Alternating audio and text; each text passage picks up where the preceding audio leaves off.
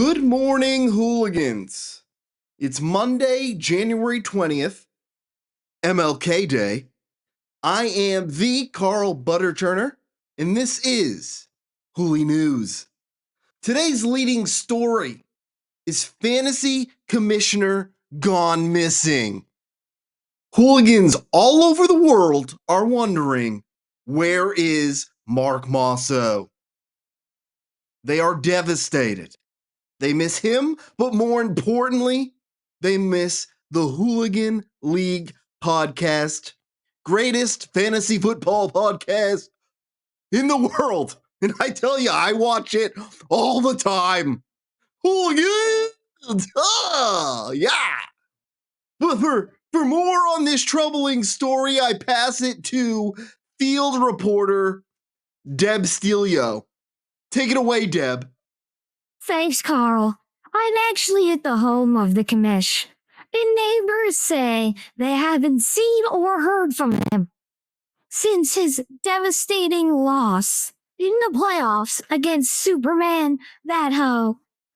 Hooligans all over the world are concerned that they will never, ever get a hooligan podcast episode again.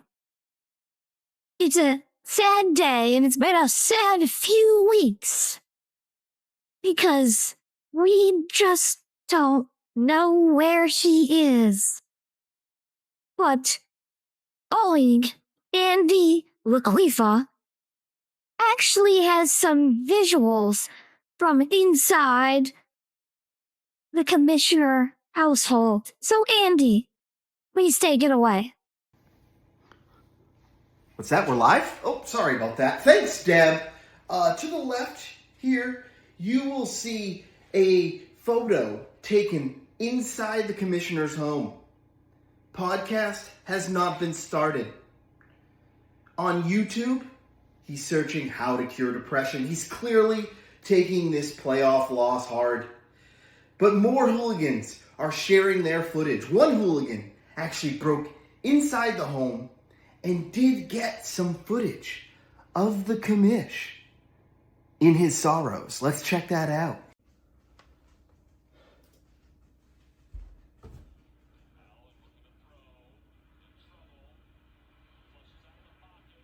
You couldn't do that in the playoffs.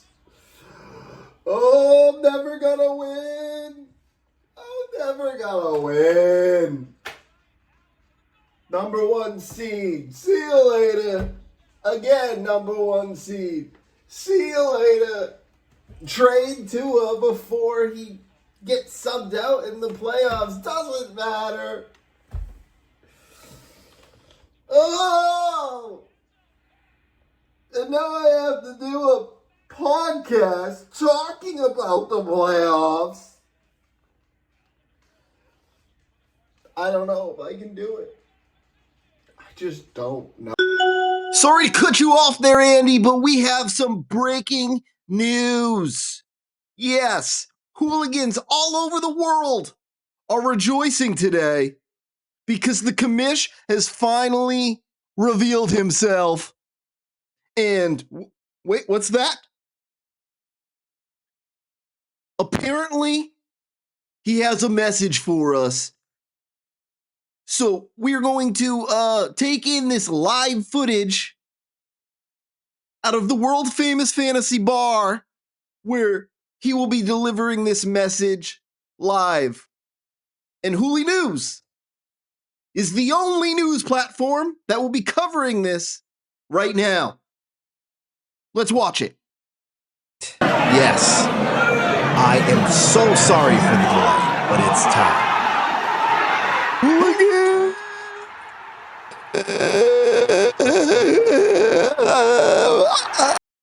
Are you ready? Good.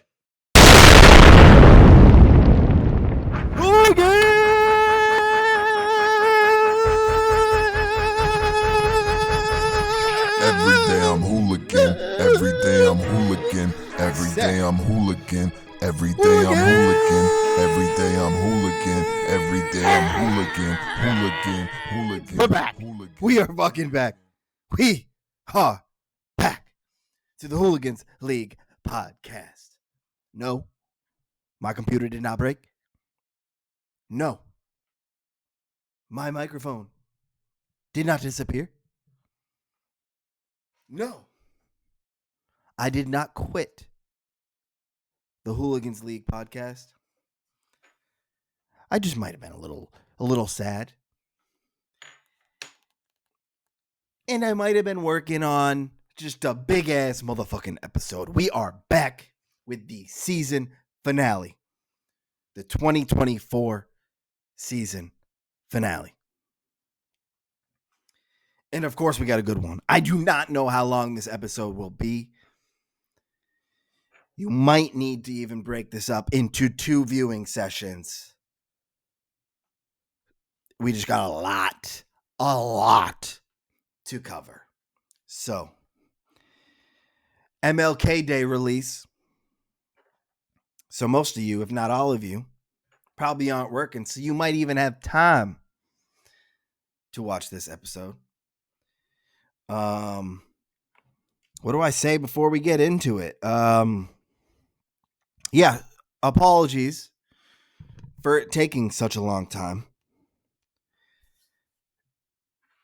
It was hard to jump right in at first, and then once I did, I just started thinking of more and more things that we should cover, and it just kept putting the release date back further and further. So this is going to be a fun one. This will be a true season finale. I'm trying to cover as much as I can so that I can take a serious break from the podcast until next season. So get comfortable. This is not an episode you want to watch on your phone with this in your hands the whole time, because that's just going to be a long time. So do what you need to do. Grab a drink, grab a smoke, relax, and enjoy the 2024 Maynard Hooligans League Fantasy Football Podcast finale. Let's go. Best in the business when it comes to a quarterback sneak. Let's go! Let's go! Let's go! Let's go! Let's go! Let's go! Let's go! And that's how it goes. Oh, all right. We are back. Long time overdue. And it's a sad time. It's a sad time because the season is over. Now, it's kind of nice not stressing every Sunday. And now we're talking like Saturday and Sunday. Football's on. But it's definitely sad that the season's over. The group chat's not as active. There's no reason for a weekly podcast. And we got a long time before fantasy's back. So, yeah, it's just been a bummer. But, we do have one thing to be positive about, and it's we got the season finale episode, okay? It took a long time to put together, but we're finally here. And I mean it when I say this will be the last episode for a while. At least a couple months before we do anything for the upcoming season. Probably a few months. So let's talk about it. Let's talk about what this episode contains. The agenda will be pretty simple from a big picture standpoint. We're going to start with a playoff recap. The last episode we had was after round 1. So we'll pick up from there and kind of talk about what went down. Then we'll go to the season recap. We'll look at everything. The league, the managers, give out some awards. And then last, we got a little bit of other shit that we'll do. So that is the agenda. Before we jump in, do have to talk about one thing. We have a trophy presentation this year. Sorry for those that cannot make it. We had to sneak this in, and I'm going to be in Pittsburgh and then Phoenix for a while. So we didn't have a big window of days that worked, and it obviously had to be a day that worked for James, ideally a day that works for Joe V as well, so they can swap trophies. But this will be at X Golf in Hudson, Wednesday the 19th, which is that? I got the dates wrong. Wednesday the 29th. Wednesday the 29th. Got 2 bays there, 7 to 9. Show up when you can. We'll probably do some sort of golf competition. We'll present the trophies when everybody is there. I don't know. We'll figure it out. But if you can no longer do this date, then let me know, because maybe we'll try to change it. And yeah, just show up. If you want to golf, you will golf. And if you don't, you can just drink and eat and hang with the boys. So yes, save the date. You should have already, but here's a reminder. So now, let's look at the playoffs. It's time for a weekly review. All right, so we're going to start off with round 2, week 16. We got the semifinals. I was defeated by Hopkins by a little over 24 points. My team just didn't show up. Josh Allen got me 12 points. Pacheco, 3. And then Nico, Puka, Kelsey, Myers, and Kendre Miller averaged 6.8 points between the 5 of them. So just not a good performance by me. My team let me down. Very, very disappointing. Dan Santola's team actually did pretty good. 148, nearly 149. He didn't really have any players who sucked. But Chris just went off. 178, call it 179 points. He got 96 points alone from Justin Jefferson, Jonathan Taylor, and James Conner. So very hard to beat somebody when they have 3 players combined for 96 points. So rough week in the semifinals for me and Dan. Fantastic week for Hopkins and Chris. But we can't forget about the other games that took place during week 16. We had the 5th place game. Winner gets an extra $25. And Rick just put the beat down on Andy. I mean, Andy's team was broken at this point. I think he got -1 points between his defense and Waddle, which is just funny. Not that it would have mattered if they actually scored something, but funny that he had 2 players combined for -1 points. Rick just had a solid week. He would have beat me if we had a chance to go head to head. So that's it for the 5th place game. This ended their fantasy season. And then we had a very high scoring upset in the Toilet Bowl. Now, I'm not going to cover much of the Toilet Bowl, and I hadn't to this point, but Silverman takes another L, scoring 168 points.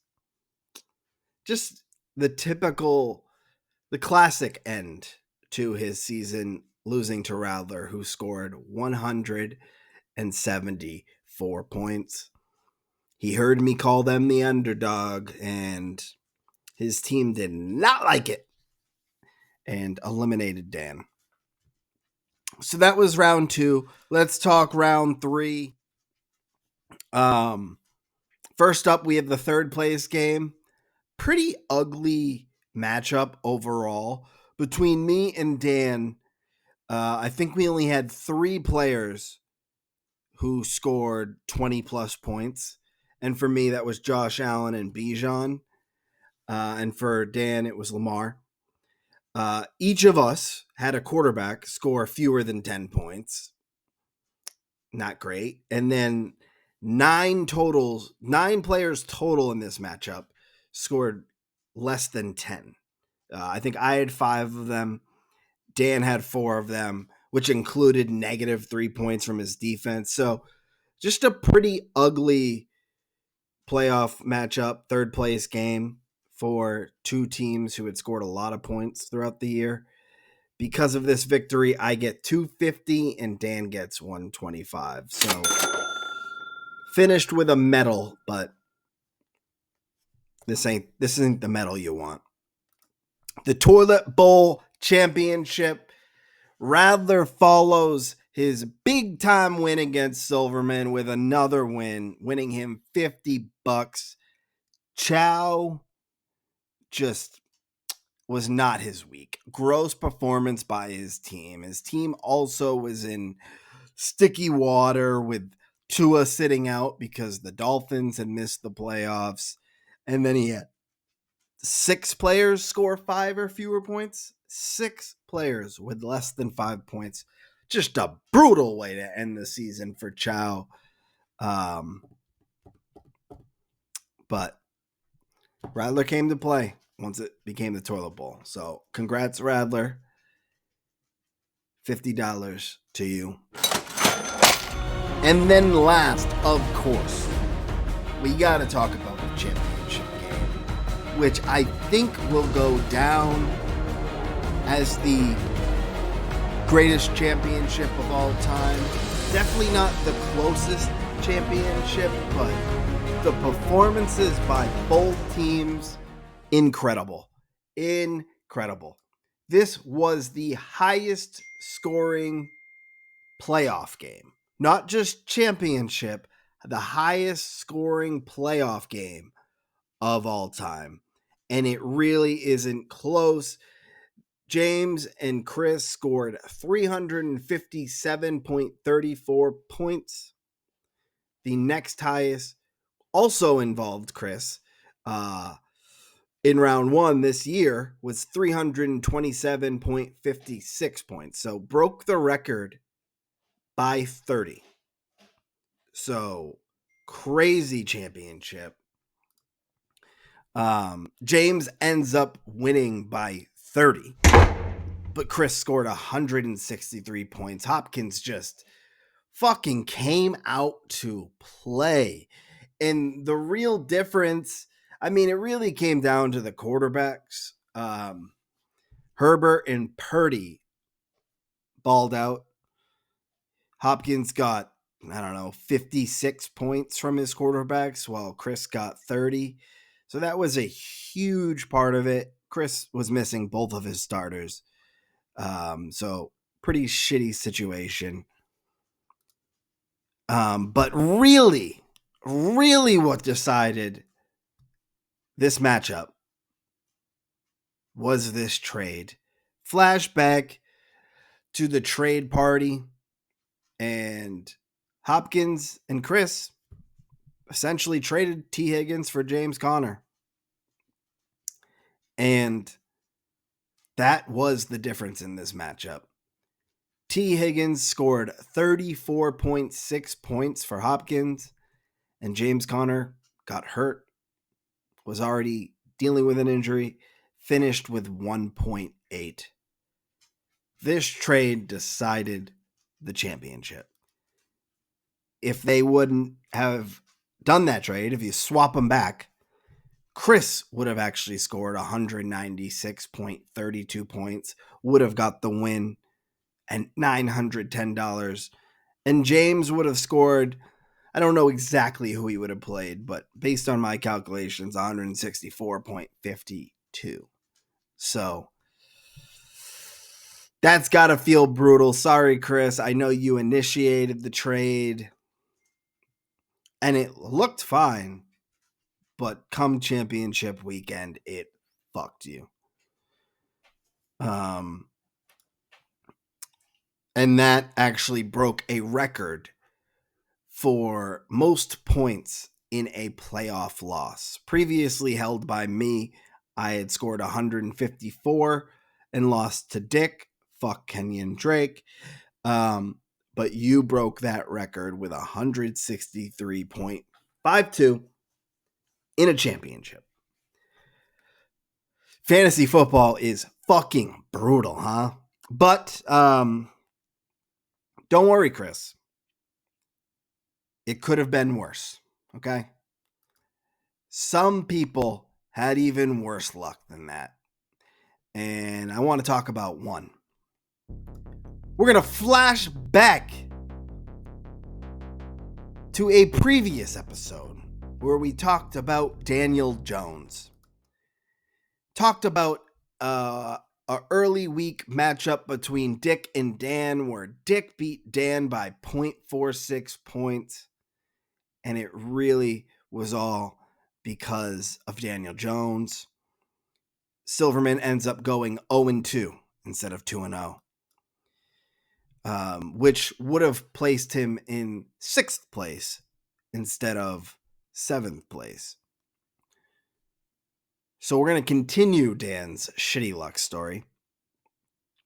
If he would have finished in 6th, he would have played Chris in the first round of the playoffs instead of Andy.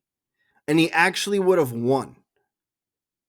I don't know who he would have played in the flex, but even before his flex position, he had nearly 175 points. Would have eliminated Chris from the playoffs right in round 1, and Silverman would have went to round 2.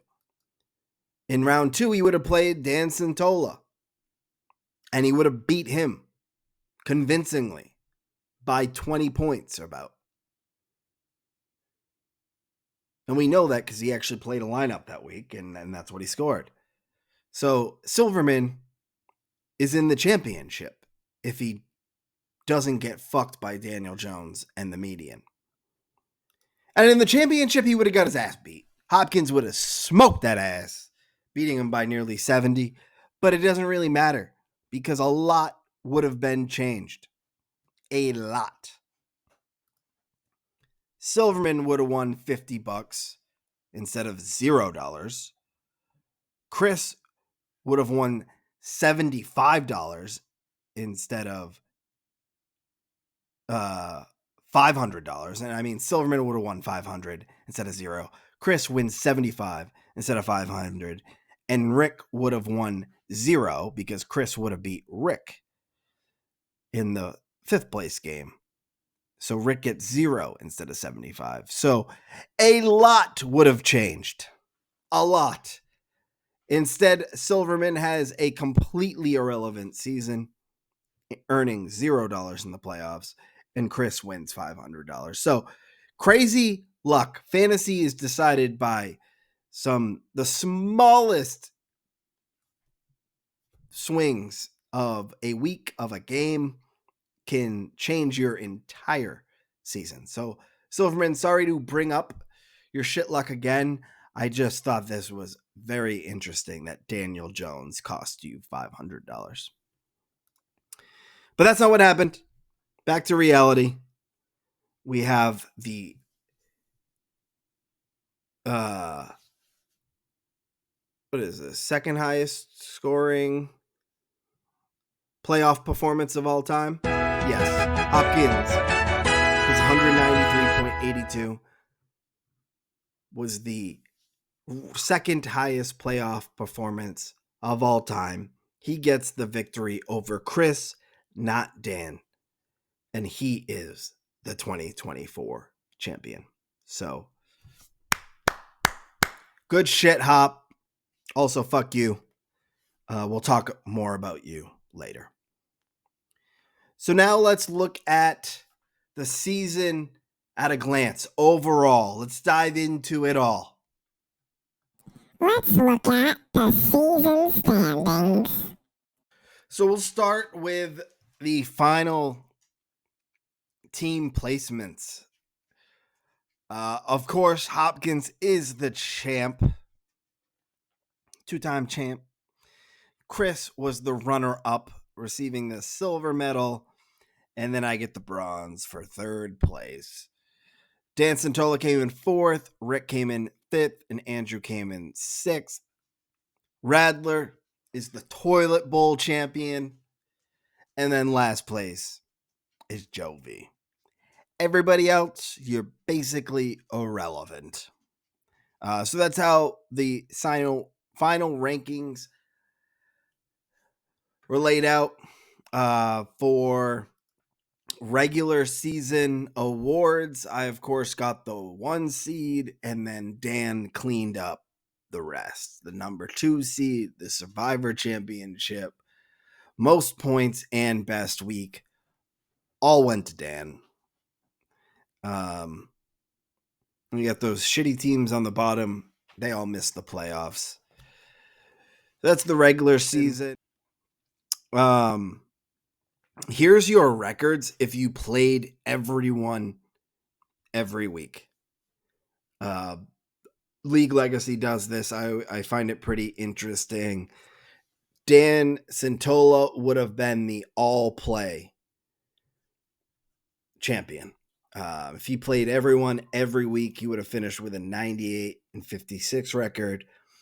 Then me, Rick, and Chris were all tied for second at 92-63. Silverman, right behind us, at 91-63. Sorry, me, Chris, and Rick were 92-62. And then Hopkins, the champion, down at 85-69. The funniest one is just the bottom, like Joe V, man, 43-111. You got your ass kicked all year long. And then there's Dick, second to last. So if you ignore schedule, Dan Santola was the best team throughout the regular season. So good stuff for you, Dan. Now let's look at the weekly prizes. And I sorted this out by the season standings. We'll see who won, how often. So we'll start with the top scores, weekly top score, the $20 prize. I got 3 of them, week 2, week 3, week 14. Dan Santola got 3 of them, week 5, 10, and 11. Chris got week 7. Rick never won it. Hopkins won it in week 8. Andy never won it. Chow won 3 times, week 4, week 6, week 13. Silverman twice, week 1 and 9. Then Radler, Dick, and Caveney were never the top scorer. And then Jovi, week 12, got one. For second scorer, the $10 prize, I didn't win any. Never came in second. Shows how weird my season was. Santola got 2 of them, week 3 and week 14, putting his prize total to 5 weeks where he won money. Chris won 3 second place prizes, week 4, 5, and 9. Rick won 3, 8, 11, and 12. Hopkins won 2, week 1 and 10. Andy won 1 in week 13. Chow didn't win any. Silverman won 1. Radler won 1. Dick didn't win any. Caveney won 1. And Jovi didn't win any. So I think when you look at all the prizes, what's most impressive is easily Dan Santola, who won money 5 different weeks out of the 14. The most surprising is probably, Chow winning 3 different weeks, $20 is pretty damn impressive given how up and down his team was. Dick was the only manager who didn't win first or second once all week. So he did a whole presentation about how he's kind of been fucked and has this shitty luck, but he never once was in the top 2. So kind of doing yourself a disservice when you do that, Dick. What else we got here? Chris won 4 out of the 14 weeks. That's pretty good. And then, the rest is kind of expected. Add in the penalties. We had 2 penalties this year. Radler in week 2 got kind of fucked because his tight end was benched like minutes before the game, I think. I'm not sure how early. And then Jovi in week 14 just decided not to take McConkey out, even though he was ruled out. So some extra beer and money into the pot. And then can't forget about rivalry week. So everyone either won or lost $10 during rivalry week. We know who the losers are. We know who the winners were. Dick didn't win a weekly prize, but he did win rivalry week. That asshole. You're a dick. So now let's look at the final results of how people did from a financial standpoint. All right. The first category is they lost money on the year. They had more penalties than prizes. And we had nobody do that. Good job. Good job, guys. Nobody lost money throughout the year because that would be pathetic. But we did have people who didn't earn a single dollar. And that was Caveney and Jovi. Caveney and Jovi finished the season with $0 earned. Not good. Caveney actually won $10 with a second place prize, but lost $10 during rivalry week.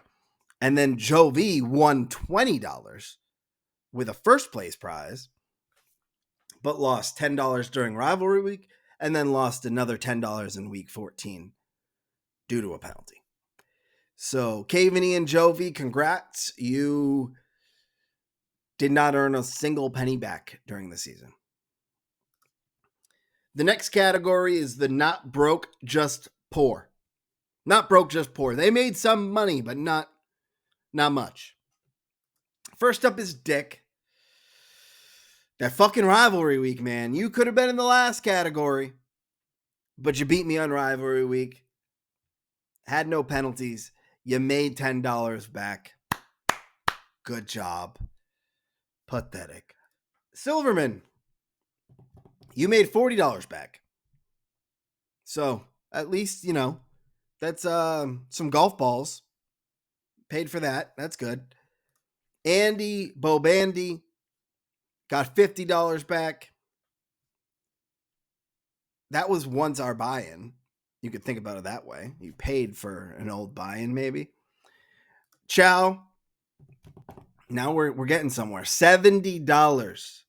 This could buy you FIFA 26 next year. At least you did something. Those 3 first place prizes you got definitely made a difference. And then Radler, almost forgot about you. Had to add you in. You also won $70 back, mainly because of the toilet bowl win. But you also had to bring an extra 30 pack. So a little less than $70, we can call it. So this is the not broke, just poor. Made some money, but not enough to really feel it. Now, this is the not poor, but can't afford the upcoming buy-in. So they didn't earn their buy-in back. Only have one manager. It's Rick. He earned $115 back, which is pretty damn good. Over half of his buy-in for next year. He made this year only a $105 season, which is not bad for a team that didn't make it out of the first round. That's actually a pretty solid performance for a 5th place team. The next category is got my money back and then some, bitches. Add that in. That's me and Dan Santola. We both hit $400. I got $400 even. Dan Santola, with all of those regular season prizes he got, earned $425. Very good for teams that didn't make the championship, but not very good for teams that were the first and second seed who collected every single regular season prize and then some weekly prizes as well. So we obviously both wish we had made that final. These numbers would be much higher, but I'm not going to complain when our next buy-ins are paid for. Last is fantasy is free for a little while. So Chris, he got next year's buy-in paid for and the year after, and then some. He's kind of rolling in the dough right now. Look at this. Classy man. Racked up a lot of money. Now, it was really all from the playoffs. He won $500 in just for making the championship and only made $40 elsewhere, but who cares where he got it from? He got it. $540 to Chris on the season. That's a pretty penny. Good job. And then last, of course, is the Hold My Dick. Hold my dick! Because they are just stunting on us. That is James Jimmer Poopskins Hopkins, who racked in $960. This is probably the second most any manager has ever won. Maybe third. I can't remember if Jovi and Chow won more the past 2 years. I think Chow did because I think we had the prizes a little differently. I don't think any money went to 4th, 5th, and 6th place. So I think Chow has the record for most money won in a season. But $960 for a team that didn't kill it during the regular season, didn't have a first round bye, didn't win many weekly prizes, didn't win any of the regular season prizes. That's fantastic. He just paid for the next 4 years of fantasy right there. You can get a lot of chocolates, a lot of nicotine. You can do whatever you want with that. So good shit. Impressive. Here's the breakdown just with everyone. We got 4 teams who made money on the year: Hopkins, Chris, Dan, and me. And then 8 teams who lost money. Obviously, some more than others. So what I want to talk about next is some records. Records for this season, and then some records and milestones all time. Got a few of them. So we'll first start with the season records. This is all the season highs and lows for 2024. So most transactions. Who made the most transactions? Come on, y'all. We know the answer. I'm Pickle Rick! It's Rick. Rick, with all his playoff shenanigans that he was doing, got to 115, so he crushed the 100 mark. I don't know when exactly, probably in like week 15 or 16, because he was picking up and dropping so many damn people. But yeah, 115 transactions for Rick. Good shit. Most trades, that goes to me. I had 11 trades. I think the next closest was 9. I think maybe Chris made 9. I think a couple teams might have made 9. So I led the season in trades, which I do normally, and Rick led in transactions. And this season was actually the most active season we've ever had. So the record for most trades before was 34. We made 36 trades this year, so broke that record. And then we had 734 total transactions, which was also a season high, an all-time high. I want to say we were around 700. It was the highest last year. So a lot more movement. It's crazy. You look at the start, like 300 transactions we'd made in our first year. In 2016, I don't even think we had 300, which is nuts. Like we do twice as many now, more than that. So in the next season highs, we have the top score which we all know was Dan Santola. He scored 207.58 points. It's the third highest score all time in our league. The highest combined, I want to say we talked about that during the playoffs, was me. Oh, no, this was after the playoffs. This was week 14. Me versus Silverman scored 360.62 points against each other. That was sixth all time.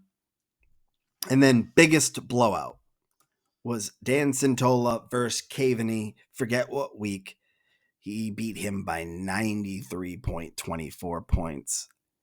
The fifth biggest blowout all time. Fifth. And actually, we had the fifth, sixth, and seventh biggest blowouts all time this year. Caveney was sixth for his beatdown of Joe V, where he beat him by nearly 89 points. And then Joe V beat Dick by just over 88 points. So 2024 was the year of the blowouts. Now we're going to kind of flip the script a little bit. Lowest score, Joe V, 58.36 points. That's the second lowest score all time in our league. Pathetic.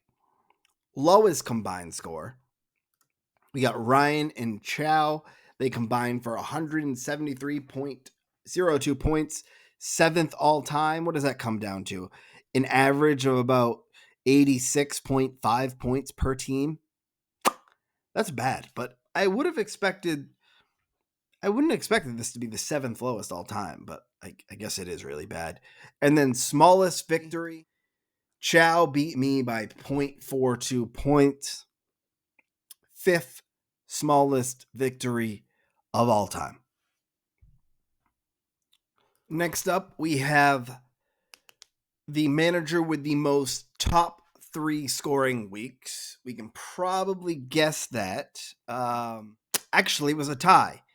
Dan Santola, Rick, and Hopkins all had 6 top 3 scoring weeks, which is the 12th most all time.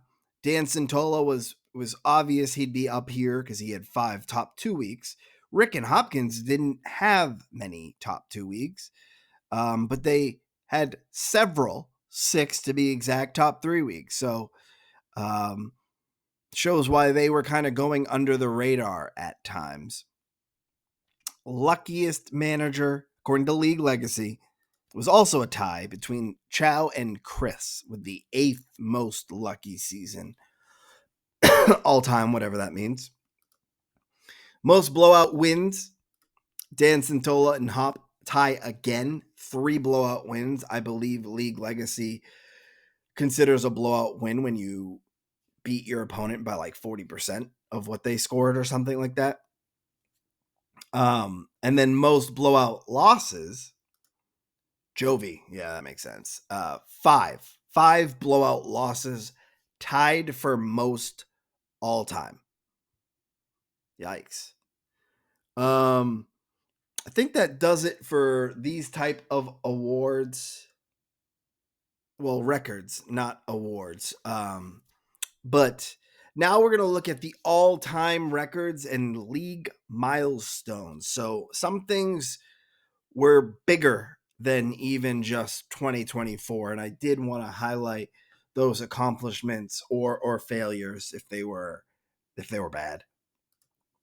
So the 2-time championship club, obviously we know who that is. Hopkins joins Dick and Andy as the third team, the third manager to have 2 championships, an elite club to be a part of.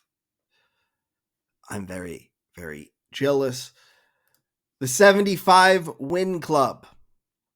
These managers got their 75th win all time. That's Dan Santola, Chow, and Andrew all did it. They were the 3rd, 4th, and 5th teams to do that. I want to say it's me and Rick who have already done it. The 1,000 all play wins. So before I talked about all play is when you ignore the schedule and you play everyone in the league. So one manager has jumped into that club, and that's Rick. He is the first to ever do it. He has outscored us 1,000 times throughout his hooligan lifetime. I doubt this will be the last milestone that we see Rick's name next to where he is the first to ever do it, because he is dominating a lot of records. The 75 Loss Club, not a good club to be a part of or to be highlighted. We got Caveney, Dick, Silverman, and Andrew. They are the only managers to have 75 losses. Really? In 10 years, 11 seasons now, I would think that other teams would have done that already, but I'm going to trust the slides I made you for the first ones to do it. Now, the 50 Loss Club, obviously, probably everyone has 50 losses in their hooligan history by now. Joe V and Radler, welcome to that club. The reason why this is notable is because you two were the fastest managers to hit 50 losses. Joe V did it in 80 weeks of play, and Radler did it in 86 weeks of play. So you're the fastest to lose 50 games.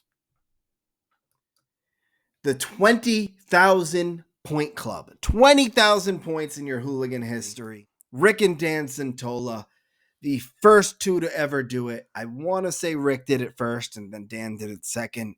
You two are the only ones to score 20,000 points in our league. Impressive. Then most regular season titles and medals. This isn't a new record, but I now am tied for the record with these. I tied Andrew with most regular season titles at 3, and I tied Rick for most playoff medals with 5, but still no championship. Like a bum. Okay, so that does it for our season records and then our milestones, all-time records. But there's one more celebratory segment that I'd like to do. And this is the Hooligan Awards. We pay a lot of money for this game. We invest even more time into this game. And it's only right that we take time to recognize the players and the managers who just achieved at the highest level. So for the first time ever, we are going to have a Hooligans Award ceremony. So without further ado, let's jump in.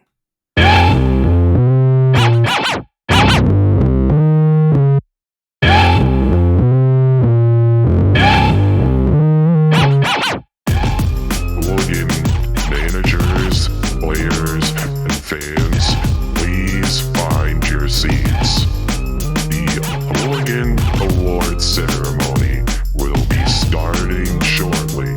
And just a reminder, this is a BYOB event, so go get your own booze, alright?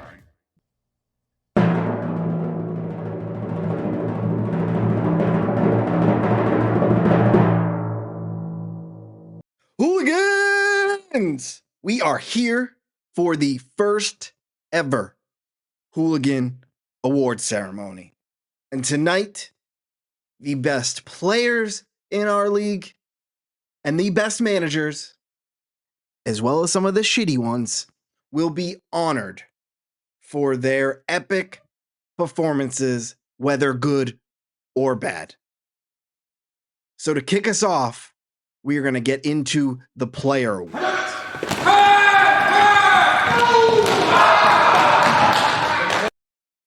And our first award goes to the best overall draft pick. And at number 1, we have the Jamar Chase, bringing the most value at his draft pick compared to every other player in the league. Absolute monster this year. We did have some close nominees, though. Brock Bowers by Hopkins, Saquon Barkley by Andy, Brian Thomas, and George Kittle again by Hopkins were the runners-up. Great performances by all these players, but it was Dan Santola's pick of Jamar Chase that took the top spot. Next up, we had the worst draft pick, and this goes to the one and only Deshaun Watson. Brutal, terrible, pathetic. Was bad before he got hurt, and then he didn't even finish the season. He was the worst draft pick, according to League Legacy, out of every single one of them. Next up was Dak Prescott by Joe V, CMC by Chow, Zamir White by Hopkins, and Jonathan Brooks by Chris. The next awards will be given to our all hooligan team.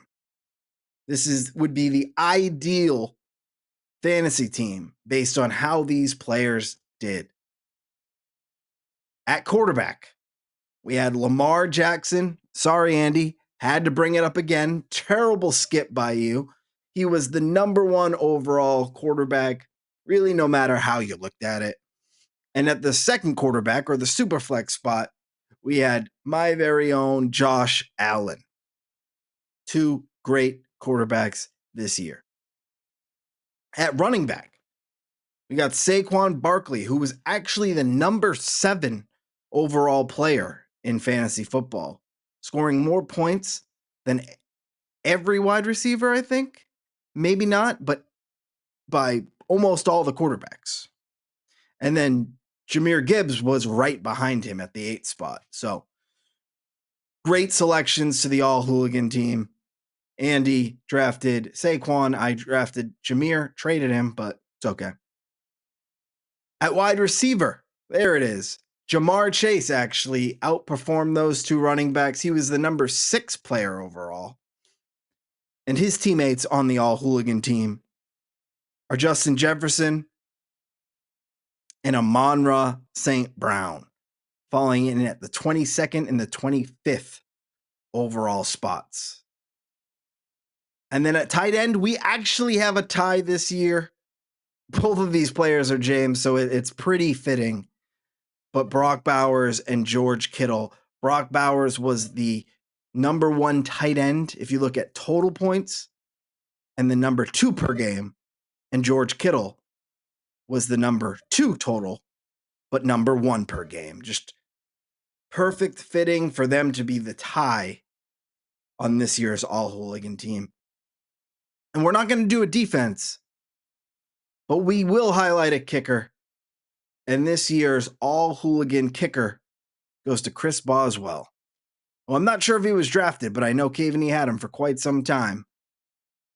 He was the number 62 overall fantasy player this year, and the number 1 kicker in total points, number 2 per game, but Austin Seibert led in per game, but he played like half the season. And so some honorable mentions. There's plenty of other superstars that just couldn't make the cut. We have Joe Burrow, Baker Mayfield, and Jaden Daniels for quarterback. Derrick Henry, Bijan Robinson, Josh Jacobs for running back. Brian Thomas, Drake London, Terry McLaurin at wide receiver, and then Trey McBride for tight end, and Brandon Aubrey for the kicker spot. Great players with great seasons. Of course, some of these players had down weeks, but across the board, they were all tops of their positions. So Let's give it up for the all hooligan team. You killed it this year. Next up, we have the playoff losers. These were players who had great seasons and then just fucked somebody come playoff time.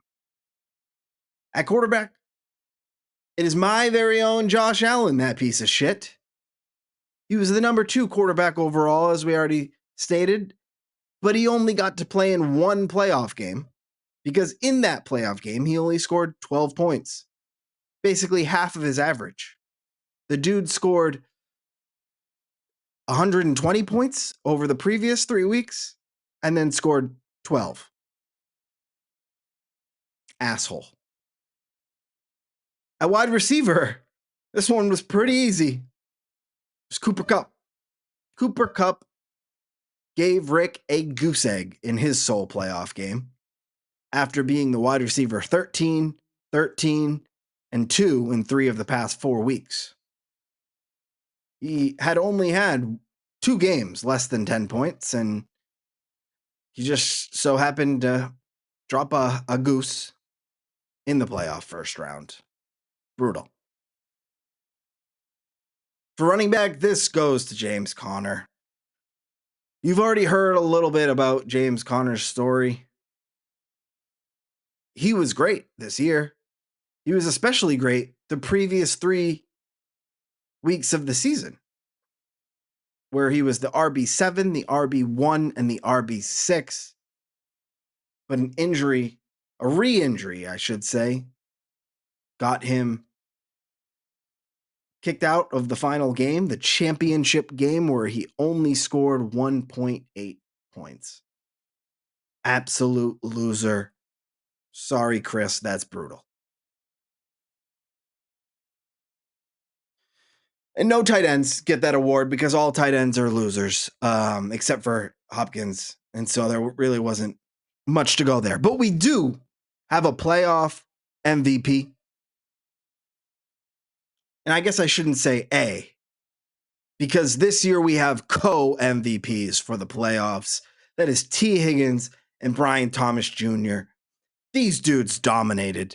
46.44 combined average points between them in the playoffs per game. T. Higgins, the wide receiver 13, wide receiver 15, and then the wide receiver 1 in the championship. He averaged 22.5 points. And then Brian Thomas, 27.5, 23.7, and 20.4, averaging 23.9 points. 3 of his top 4 games of the season were in the playoffs. And for T. Higgins, his second best game of his career was in the championship.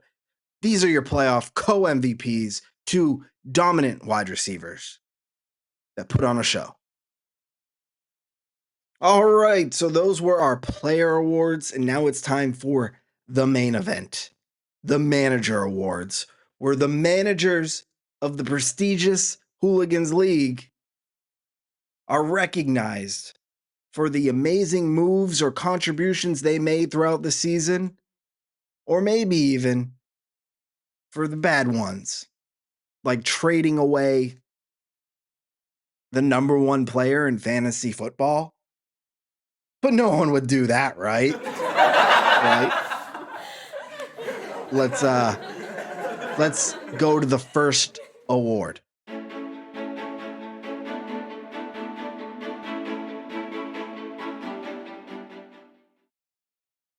So our first award of the evening is called the Jekyll and Hyde Award.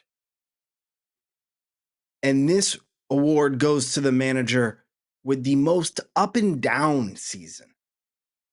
And our nominees for this award are Silverman, who we could never figure out if his team was good and would make the playoffs or if he was just going to keep running into bad luck or bad performances. Andy, who dealt with tons of adversity up and down throughout the year to only still make the playoffs and then get destroyed while he's in the playoffs. Or my team, who at first was a juggernaut, then couldn't put up high performances, then finishes the season again at the top, then loses the first round of the playoffs. And your winner for the first ever Jekyll and Hyde Award is Andy Bobandy and Hawkeye Tua. Is Andy. Now, Andy, at the beginning of the year, actually at the halfway point, he received the Best Manager Award for the midway point of the season. But after that, he had some good moves like the Deshaun Watson trade that helped him get into the playoffs, or the Jameis trade that helped him get in the playoffs.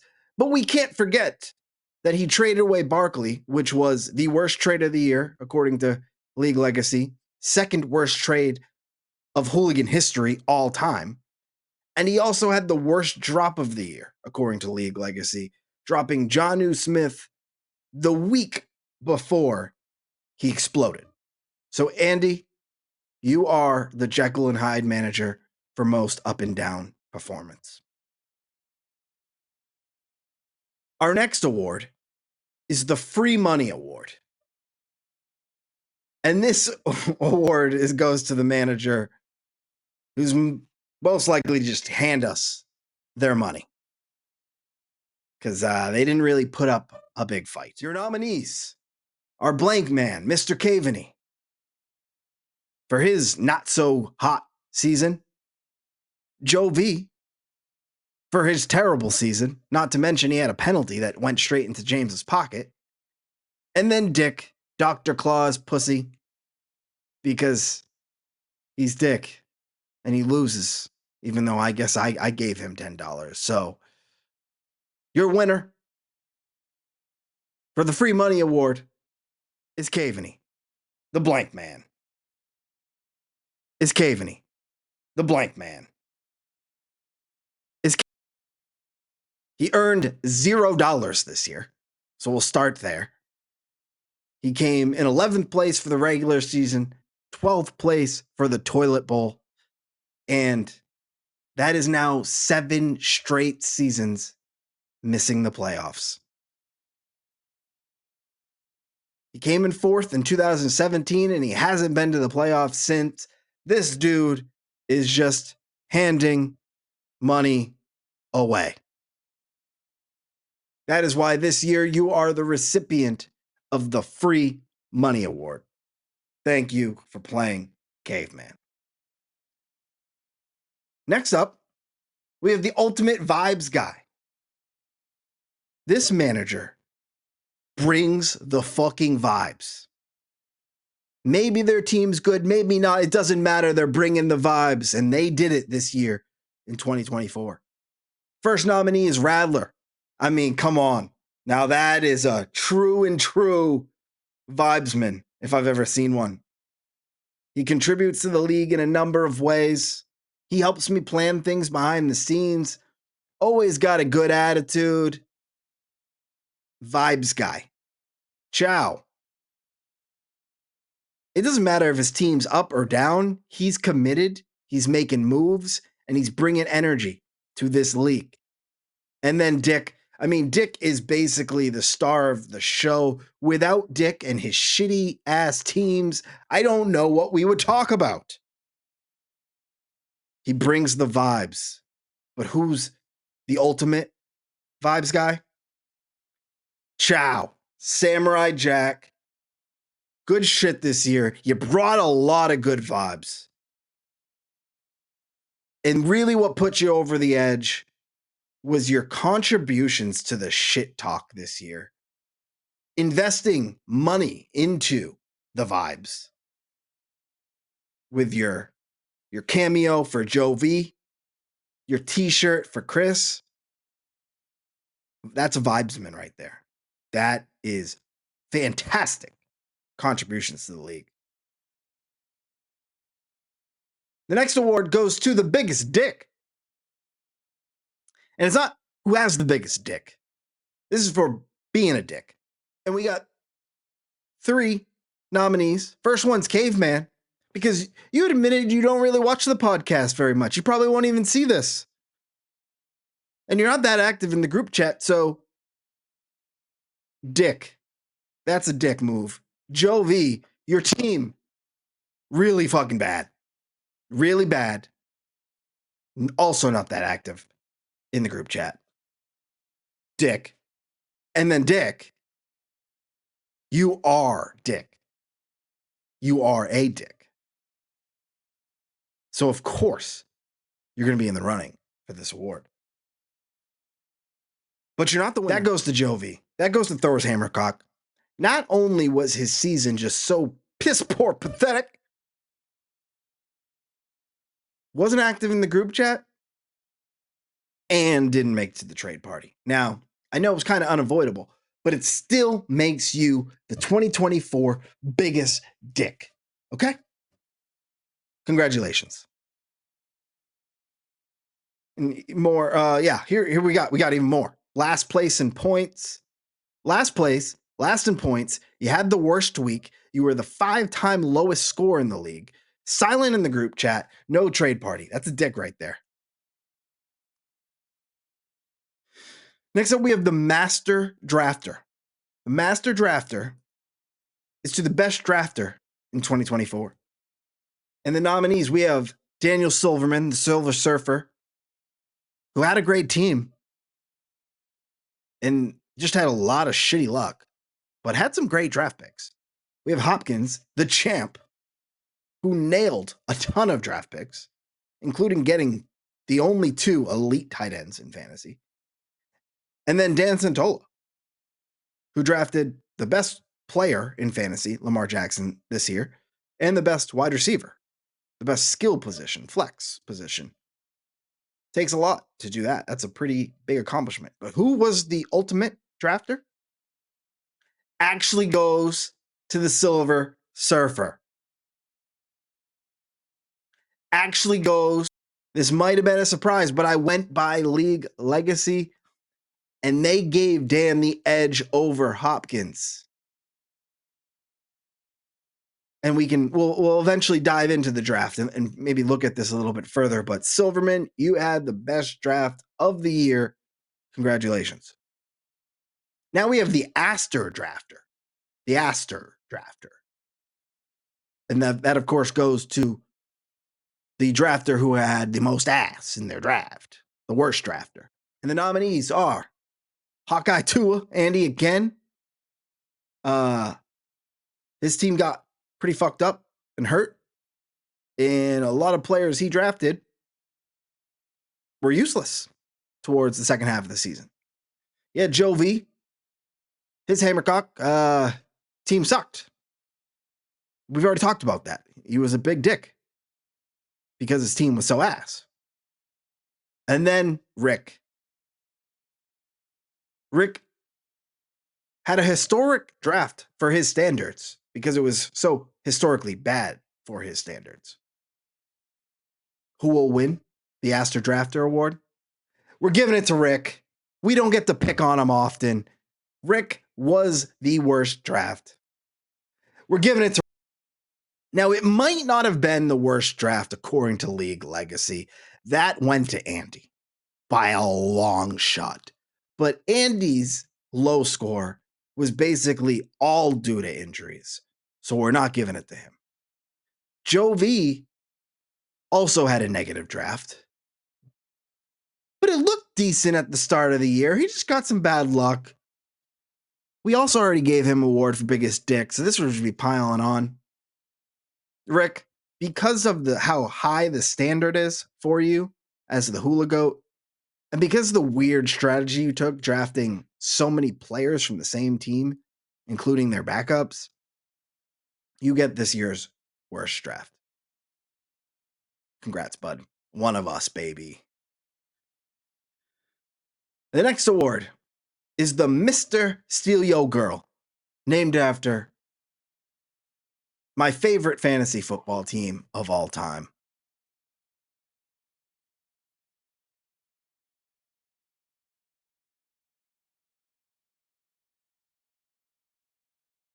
And the nominees are me, Made a lot of trades. Most trades in the league. Chris also made a ton of trades. Made a ton of trades really throughout the year. Especially some big ones, acquiring Justin Jefferson. And then Rick had the second best trade of all time in our league, is always making deals. He had the worst draft and was able to manage his team to be a top team going in towards the end of the season. Winner of the Mr. Steal Yo Girl award is me. It is me. It's me. I made the most trades, and I didn't have either of the top two best trades in the league. That was actually Rick and Chris. But I had the third and fourth best trades of the season. One of them wasn't even that good, but according to League Legacy, I was the best trader. Homelander and my tiny peepee. Oh, there it is. Yes, I actually smashed it. Destroyed all of you. I mean, then Rick destroyed. I destroyed Rick, and Rick destroyed everybody. And then Andy was actually the third best trader, interestingly enough. Even with the loss he took with that Barkley trade. That's actually pretty impressive. This next award goes to the Trade Party MVP. This manager dominated the trade party. They just brought it. They delivered.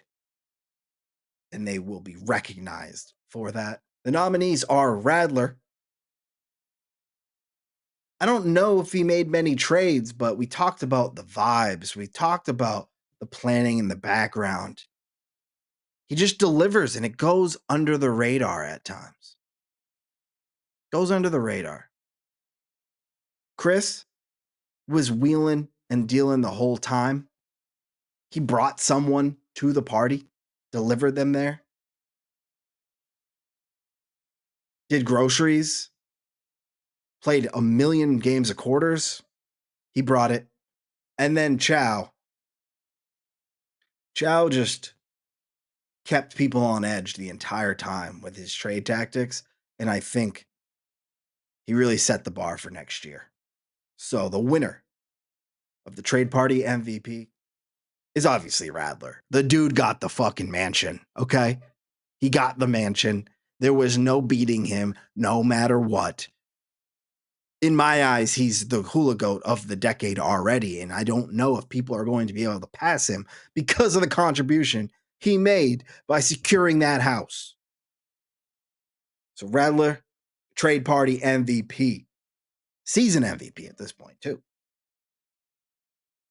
Yeah, the house. Come on. We don't forget about that.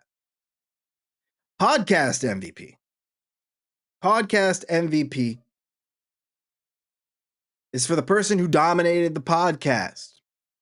Okay? And we have some nominees. Of course, I'm nominating myself because look at what I do with this podcast. I'm the host. I got to be up here. Then we have Dick, who is one of, if not the main topic of the podcast. Cannot forget that. And then Rick. Rick joined the podcast for an entire segment that I think was our longest episode ever. Plus, he creates a lot of content through his management. Who will be the podcast MVP? It's going to Dick. Dick not only is on top of the podcast all the time, he's not only the main source of content for the podcast, he did the first ever podcast live segment at the trade party. And that just raises the bar for future years, for future episodes. And so he is this year's podcast MVP. I also want to know, in the previous award, the Trade Party Award, he probably should have been a nominee for that as well. With that pasta bake. Damn good. Dick did not contribute that much in the league, but he contributed a bunch to the league outside of fantasy. MVP. Now we get the group chat MVP. And this goes to the manager who dominated the group chat. We got 3 nominees for that. We got Superman That Ho James, always dropping some incredible one-liners. Is not the most active person in the group chat, but when he contributes, you know people are paying attention. And it's entertaining. Then we got Chris, who is extremely active. He's dependable. He brings good vibes. He'll bring criticism. He'll bring questions. He's what you want from an active participant in a group. And then Andy, who will work a 24-hour shift, but still doesn't miss a beat in the group chat. Even when he catches up later, he'll tend to read it all. That's fucking dedication. Your group chat MVP is Chris, the ambiguous gay duo, because he is just reliable, man. The amount of times that I've put questions in the podcast that I need answers to and nobody responds until Chris contributes. Chris also, gonna sneeze? Nope. Provides content for the podcast because of the discussions he brings up in the group chat. And I don't think our group chat would be as good without Chris being a part of it. So Chris, you the real MVP. And I'm going to need you to bring that energy in the off season. And last up, we have the regular season MVP. This is the MVP award, the 2024 MVP. This dominating the regular season. The nominees are myself, number 1 seed overall, was the number 1 in the power rankings quite a few times. Chris, who was, I think he probably led the league in power ranking top spot weeks. Team scared many of us, including myself, very often with how good they were. And then Dan Santola, dude just scored a ton of points. One survivor, was the 2 seed. Put on a show. But only one can be the regular season MVP. And that's the ranch dressing cum squirter, Dan Santola. And that's, he had most points. The survivor champ had the best week, was the 2nd seed. He got a weekly prize 5 times out of the 14 weeks. He tied the league for most blowouts, and he had the number 1 overall fantasy player, which was Lamar Jackson. And he also had the number 1 flex in Jamar Chase, better than every other running back, wide receiver, or tight end. Put on a fucking show in the regular season. And for that, he is this year's MVP. So that wraps up the manager awards. But I can't end this ceremony without highlighting our champion, James Poopskins Hopkins, who didn't dominate, but was great all year long. And he performed when it mattered most. And so this might end the awards, but Jimmer, your time is coming. We're going to dedicate an entire segment in the podcast to you. So thank you all for attending the Hooligan Awards. Get home safely. I'll see you in a little bit.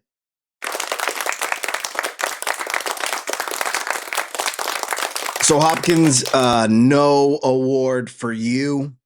Your players got some awards, but you don't get one. For you, you actually get your own hooligan flashback to look at the beautiful season you just had.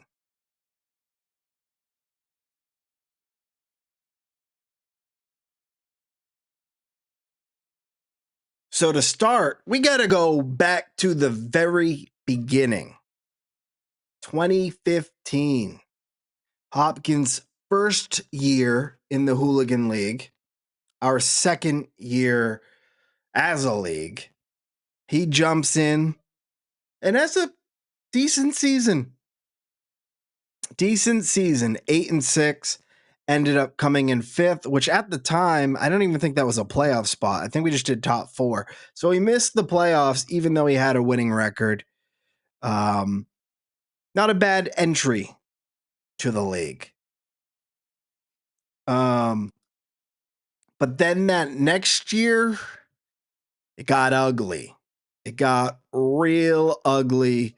Jimmer, in just his second year as a Hooligan, claims the last place spot, going 3-11 and scoring just over 1,600 points. But if you look at the points against, you'll see a very large number. 2,000. 2,000 points against his opponents averaged 143 points. This last place, while it was a last place, like we were not going to pretend like it wasn't, there is some context here. It actually was the least lucky season in the history of the Hooligans League. Hopkins has the number 1 spot, just beating out Silverman's 2024 season for the least lucky season. And then you see Dick actually had the 2 next least lucky, but that's too bad. So Hopkins' first last place trophy, a lot of luck went into that. When you dive even deeper, he basically broke every luck stat possible. So his opponents, he had the hardest schedule based on 2 different metrics. So highest points, opponent points above average. So his opponents on average scored 11.47 points better than they normally do. And then he also had the record all time for opponents' point share in a single season. So the people he played ate up 11.15% of the league's points. Both still remain as all-time highs.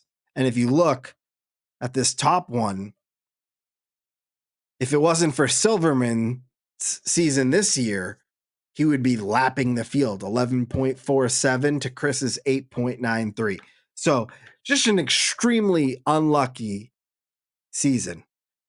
He also had the record for most slim losses that year. And that record wouldn't be broken. Actually, it still hasn't been broken, but it wouldn't even be tied for another 6 years. He had 4 slim losses, which is a loss by less than 2.5% of what your opponent scored. So, all around, shit luck. And it wasn't even that terrible of a season. It was the 20th lowest scoring season of all time in the league. So, obviously, bad enough to come in last. But realistically, if you change the luck in his schedule, he's probably not in last. I didn't actually go and look, but there's a good chance he wouldn't have been. And so 2 years in, he has a 5th place and a 12th place. The following year, he wins it all. He goes from worst to first, from 3-11 to 9-4 and a championship. So now 3 years in, Hopkins has a missed the playoffs, a last place, and a championship. A pretty wild start. After that, he's just a middle of the pack team. Comes in no lower than 8th in the next 5 years. Gets a 3rd place medal, but misses the playoffs in 4 out of 5, or not misses the playoffs, misses the semis in 4 out of the 5 years, and misses the playoffs twice. So pretty uneventful. And then we get to 2023. And this was a very interesting season. And I didn't want to have to walk you through it all and really go through the entire season. So what I decided to do is I'll just have some clips from last year remind you how this season went for him. James, you stay in 11. You were across the board pretty fucking terrible in Kanye's algorithm, but you're 6 in Fantasy Pros, so the experts like your squad still. They just haven't been performing. We'll see how long that stays at 6, though. C- goes to James. You started strong in the draft, but then after the 6th round, you missed every pick. I don't know what I meant by that. Let me look real quick. Let me look at just James. After the 6th round, you missed on like every pick. So Herbert, Diggs, I mean, you didn't do it. Waddle and Najee have been bad too, but Goff, Swift, Judy, JSN, Pitts, Gabe Davis, Perrine, Lazard, Damian Harris. Oh, wow. Yeah. Wow. You have no one playable after your 6th round. Holy shit. Whew. Yeah, I wasn't lying. Okay. That's brutal. You got a C-. It's just hard to talk about these bad teams. James, your Fantasy Pro says you're an 8, and you're an 11 in the standings, and you were last in the league last week. Make some moves. You got fab. You can do transactions. You can make trades. Do something. At least Chow is making moves every week to try to improve his team. I don't know what you're doing anymore. At least you're starting a full lineup, which last week at this point you had forgot to do twice. Come on, man. Made in the coldest winter. And then everyone else has won $50 to $0 back, with James being at negative $10 on the year. And then the final tier, Chow and James. Chow, the trade master, moves his team up to 7th in the power rankings, bringing him close to being the top team in this bracket. He doesn't have a chance at a second round bye, or first round bye. Neither does James. These two teams are also battling for last place, so it's not just thinking about the postseason. They're thinking about the regular season, because the outcome of this week will determine the loser of the season. And that will go down in the record book. That will go down on the medal. And we will never forget that you came in last. And yep, James did end up coming in last, and we will never forget. He actually had the triple crown of losing. He came in last place in the regular season. He was the lowest scorer in the league. And he was the worst all around, last place in the all play standings when you play everyone in the entire season. So James once again finds himself at the very bottom of the league. And I believe this season was one of the worst seasons of all time. Not bottom 5 or anything, but I want to say it was like 10 or 11 or 12 worst scoring seasons of all time. So he earned this one. And then we get to 2024. This season, he went worst to first already. Can he do it again? Let's see. Sorry, James. I just gave you your props, so I don't feel bad. The Herbert pick in the end of the 3rd round might have been the worst pick of the draft. You took him as the QB 12. when I've seen him ranked as like the QB 22 by some. Usually he's like 18 to 20. But hey, he's one of the most talented quarterbacks in the league. Great arm. So you got the guy you wanted. Very questionable timing of when you got it, but you were at the turn. You had to get, when you want someone, you got to get him. James had a great week last week. His rankings have changed, mainly because of his running backs. Connor did well. He got him very late, and his ranking has changed. J.K. Dobbins, Brian Robinson, the 0 RB strategy appears to be working for you, and the algorithm likes it a lot. And then James tied with me and Andy to round up the top 4. James is lurking, man. He is lurking. He has no weaknesses on his team. He went late RB strategy, hit on all of them. He's got fantastic wide receivers. His team's good. The only thing that's actually hurting him, which something that was pointed out after the draft, was Herbert, his second quarterback. Actually, he was drafted as his first quarterback. Was he? I don't remember. But Herbert went a little early, and Purdy hasn't been, elite.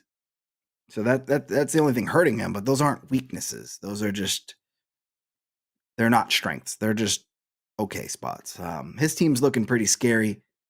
Climbs up a spot from 5 to 4 in the power rankings, but who knows? He could go off any week. Yeah, James nailed the late running back strategy. Who did he have? He had Brian Robinson. J.K. Dobbins has to be somewhere. Oh, maybe not. Wait. Picked a different quarterback. If he picked even Sam Darnold over Justin Herbert.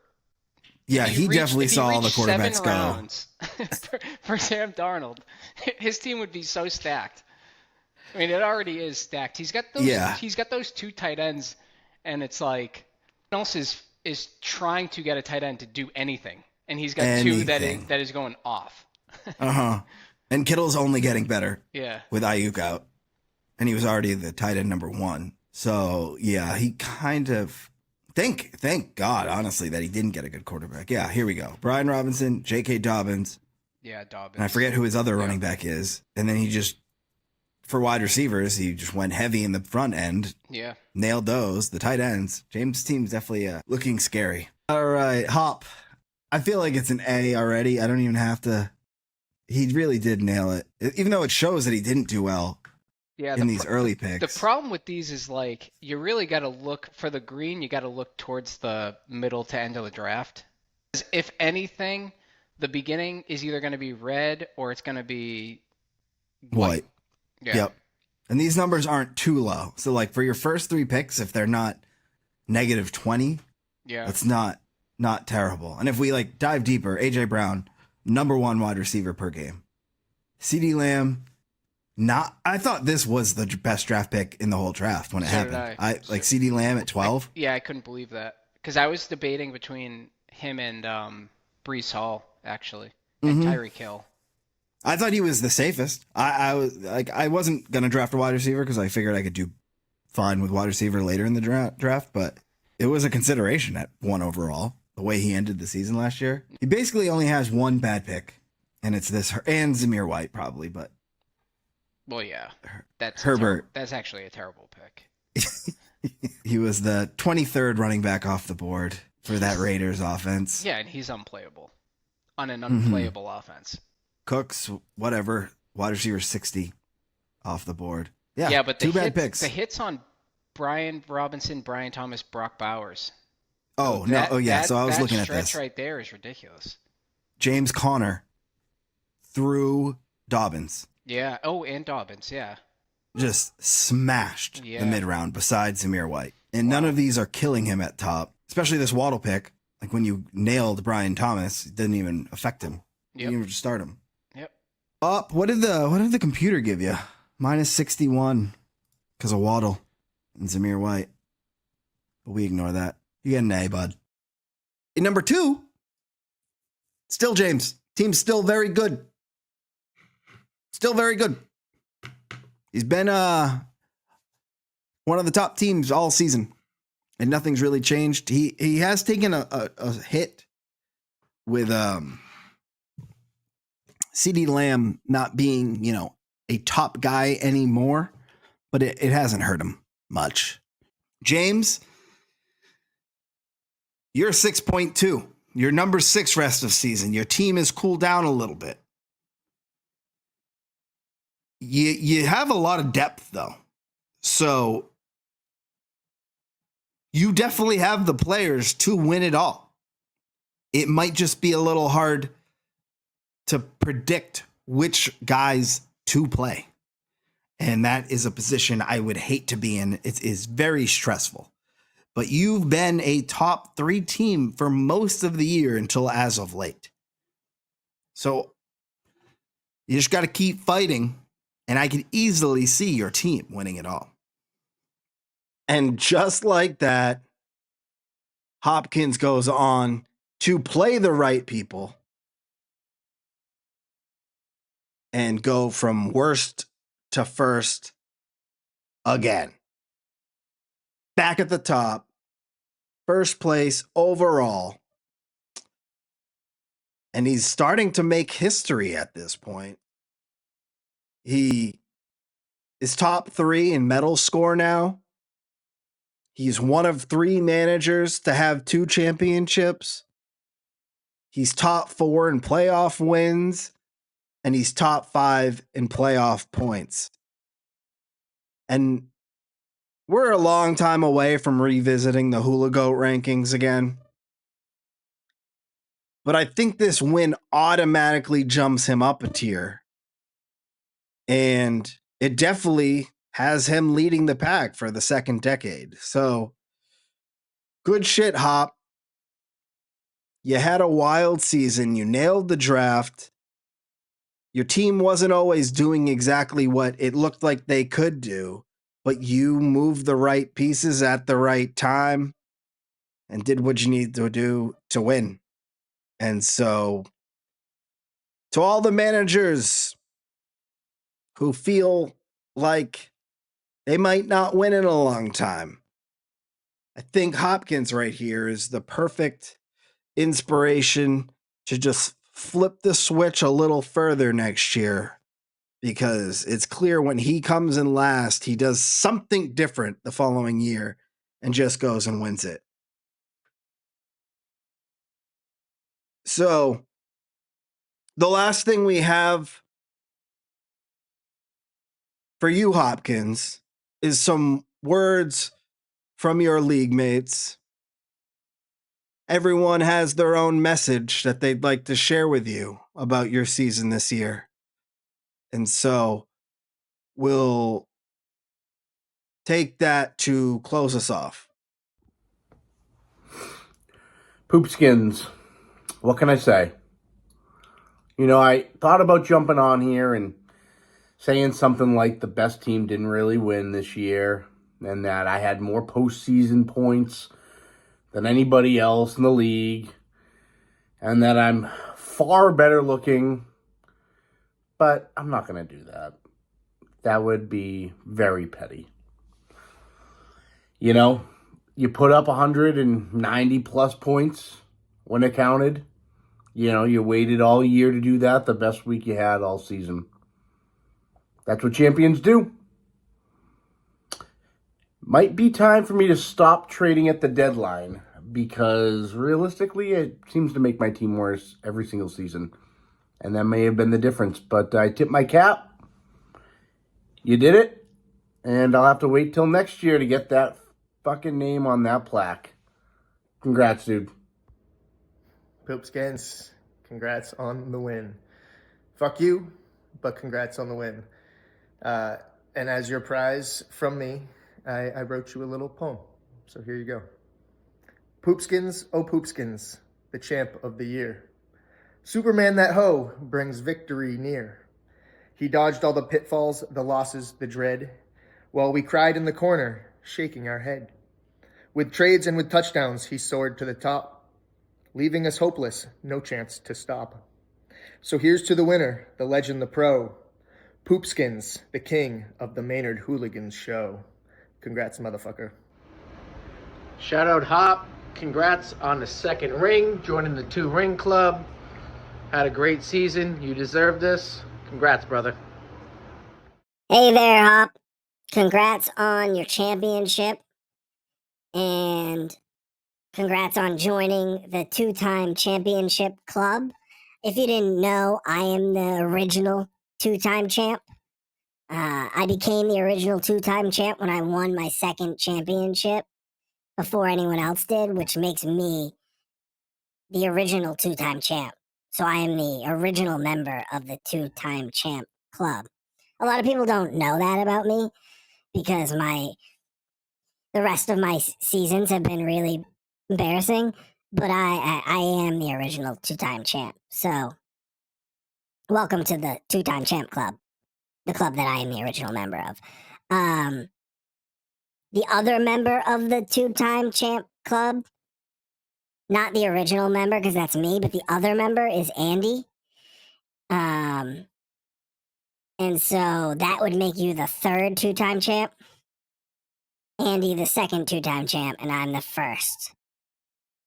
Unfortunately, we don't race a part of this club, I've learned, because I've been trying to race Andy for a long time.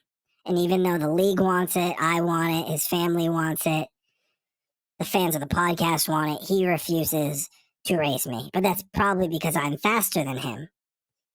Hence, I was the original 2-time champ before he was a 2-time champ. So, just thought you'd want to hear that.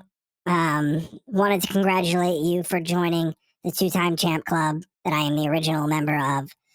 It's pretty cool being a 2-time champ. I would know because I've been one the longest. And great season this year.